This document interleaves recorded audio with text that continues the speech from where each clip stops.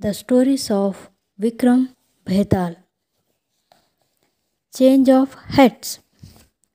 When Vikrama was ready to carry the corpse on his shoulders, Bhetal began to narrate a story as usual. Long, long ago, the city of Helavati was ruled by the king Chandravarma. The king was blessed with his son. The joy of the king knew no bounds. He was celebrating the occasion in grand manner. So many people attended the function. Among them there was a fisherman. In the function he had seen a woman and fallen in love with her. She was from the same community. The young man went into a temple and prayed to the goddess to see that he is married to the same woman.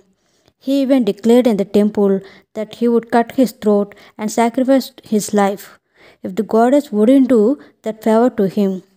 Later, he approached the parents of that woman and asked them to give their daughter in a marriage.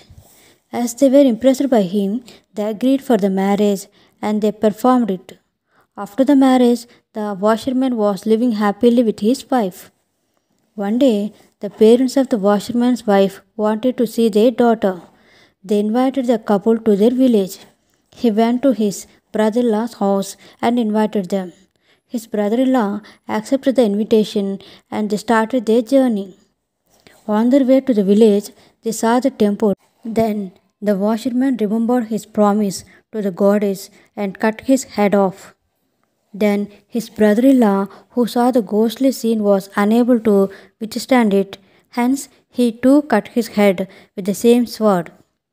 Then the wife of the washerman rushed into the temple, as she could not bear the burden of losing both the brother and husband. She went out to kill herself. She took the sword and was ready to cut her head off. While she lifting the sword, suddenly the goddess appeared and said, "Don't kill yourself. I will bring them to life again." Then the goddess asked the women to bring their heads to their bodies.